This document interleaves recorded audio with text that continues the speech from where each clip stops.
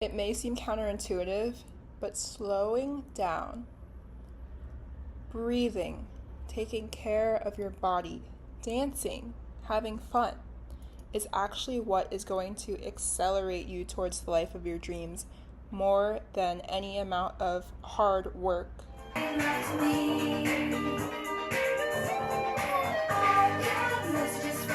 More comes from a state of meditation and silence. More follows a state of meditation and silence than a state of scrambling and thinking, than a state of harshness and words.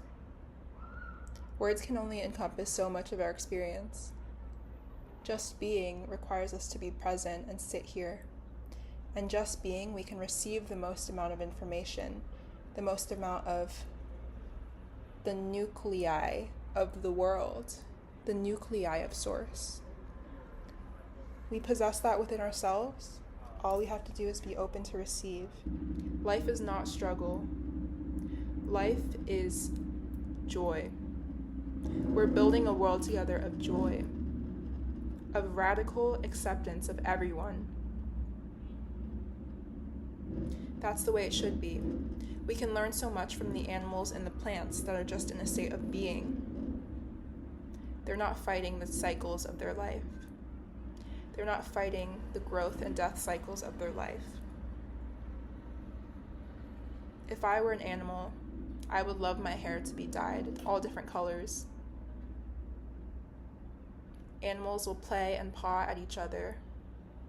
Animals will eat like they've never eaten before. I want to live my life that way. I want to live my life as though every single day is my only time here on earth.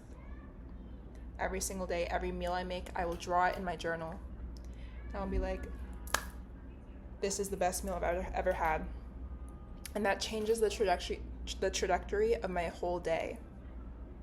Because by filling myself up with gratitude, by creating the spaces for those routines that fill me up with gratitude, that affirm who I am. So that's affirmations and dancing in the morning, getting in my body and dancing. Or maybe going for a little bike or run on the weekends. Cooking for myself, and then sometimes for a friend. And drawing that meal in my journal. Spending time with my creative process every single day, no matter what. My life is centered around my creative process, not the other tasks that I need to do. The creative process always takes precedence. I create the space for it and I let it happen. I let it happen. I give it up to God. I give it up to God.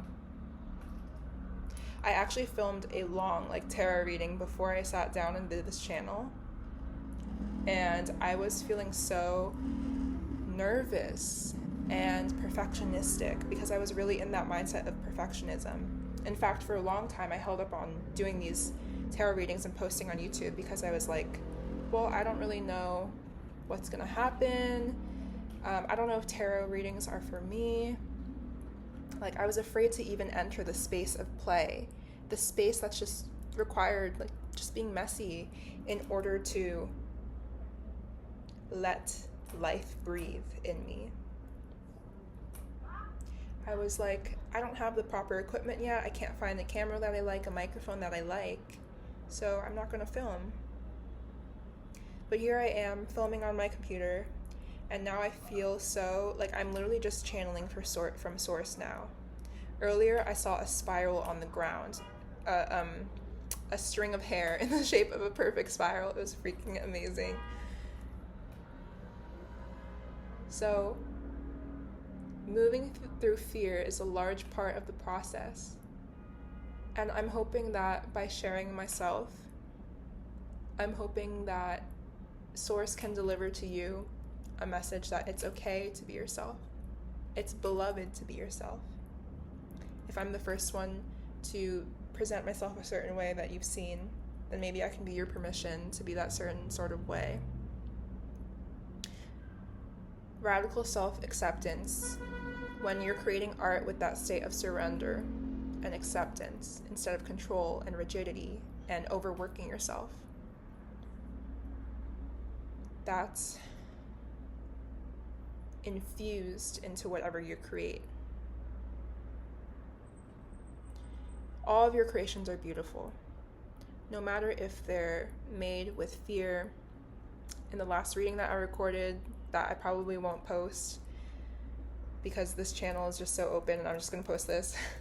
I was just feeling so nervous and full of fear, and I felt like that came off a little bit in how I was speaking. And that's totally okay. If I posted it, it would still be beautiful. But now that I'm just sitting here and channeling and talking to you, I feel like I'm having so much fun. I wasn't really having fun before because I was so focused on the fear, or the fear was just there, and that's okay. Sometimes there's a threshold to cross, but once you're over the threshold, you're through. I say to myself, fear is my best friend. It shows me exactly what I want. I befriend fear, and when I stay with it a little longer, it opens up. I love fear. I'll dance with fear any day. And that's what makes me unstoppable. It's not the quality of my tone. It's not the quality of my videos. It's not the quality of how much I can perfect myself. Perfecting yourself is an endless race. It's a mental construct. It's not real. You're already perfect. You already have everything you need within you. It's time for you to create. It's time for you to create. That was so weird. Oh my God. As I said that over and over again, it's time for you to create. It was like I was watching myself as multiple different people. Because when we create together, we create a world together. When you create, you're not just creating as a singular person. You're forging a certain sort of space that other people can step into as well, that other people get inspired by, that other people get messages from, that other people get, pieces of your art are in their art too. And what art does is it makes a new world. It makes a new world in which we can exist in. And isn't that what we're looking for most? What our hearts are seeking most now? A new world. So come with me on this amazing journey of creation and life and death and all of the amazing natural cycles that everything encompasses, and we accept it all. By being yourself, you are changing the world. By exalting in yourself and really feeling in your body, you are changing the trajectory of the world. You are doing your service to the world. You don't owe anybody anything else. You don't owe anybody your time. Contain it within yourself in a way that's in service to the world. Be your bright self with your bright colors. Speak into a microphone every day on a walk. That's what I do every day. Because when I don't get those routines in my day, I don't feel like myself anymore. Now that I'm recognizing more and more what Source wants to channel through me, and to make the space for that, I'm like, I just acquiesce. I give it up. I give it up to them. All I have to do is create the space. And I acquiesce. Everything flows. I don't struggle against the river. I just float. You are an amazingly potent channel for Source. You're not an amazing artist. You're an amazing messenger from Source. Messenger of Source. And that puts so much more pressure off of yourself once you do that. Otherwise, it's too much pressure carrying the weight of the world in your creations. Your creations want to float like a light bird. Birds, their bone density is so small. They're so light in order to fly. Your creations need to have the same build. And that doesn't mean the content can't be heavy, but it means the energy and the intention that you're putting into them is extremely purely concentrated from Source. And how you get that potency is by creating a clear channel for Source to arrive to you, developing a relationship with your ancestors, developing a relationship of why you do the practice, be able to talk about why you do the practice, getting really somatically feeling safe when you're creating, dancing, twirling, that sort of energy, having fun is infectious, and that in your art is potent like no other. Right now I'm literally just riffing. I'm riffing. It's not me that's speaking. I'm just allowing source to arrive through me. And everything is love and acceptance, and nothing, the perfectionism is gone. In these short moments that I treasure so much. I love you. Okay, I feel like that video was, I was taking very seriously, so it's time to make it fun again. What song should I play? Because I really want to dance.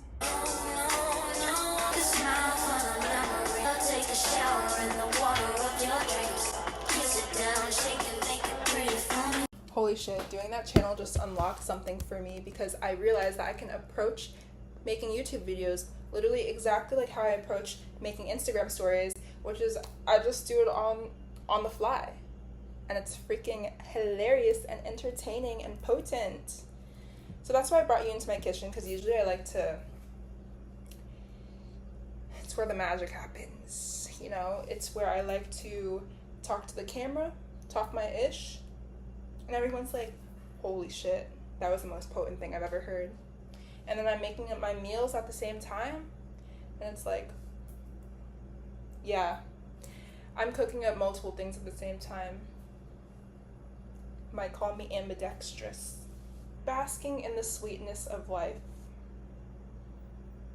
Things can be messy for a while. Oh, what I want to talk about is clothing, because my relationship to clothing right now is very confusing to me. Because I feel like all the clothes in my closet don't really reflect who I am, but then I'm not really like resonating with a certain way of like buying clothing. I used to love thrifting. I used to love a certain vintage shop near me. But there's something about like acquiring old, like other people's clothes that I'm now a little bit like cautious about, because it's like not tailor-made for me. Like I want my clothes to be tailor-made for me. So that's why I want to start sewing and making my own clothes. I have a sewing machine at home in New Jersey, but not here in New York. So next vibe for me is making my own clothes, making my own accessories, accessorizing my bags. A lot of the time I just find things on the street and I'm like, God literally sent this to me. I found a bag, I found a fur stole, I found a lot of baskets, woven baskets for my room. And not everything is perfect, but I'm like, give it to me, because I'm not shopping right now. I need to turn over the items in my life. I get really sentimental over the objects and the items and the clothing pieces I have in my life. Right now I have too much black. Like I'm always looking for color. I'm always searching for color in my closet, and it's just not there, because I thought like I was in like a black vibe this winter. And so I was prepping my closet, but now that it's spring and it's hot out, I'm like, I want to be the brightest bitch on the block. I want you to be able to see me coming from a mile away.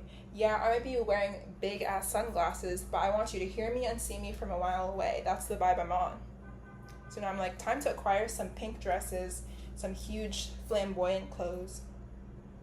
Maybe I'll go shopping after this and have vintage stores prove me wrong. But I'm like, there exists no perfect clothes except for big bright fur coats and like old vintage Hollywood things that cost like $1 million. And also things I could sew myself. We'll see. Everything's a process.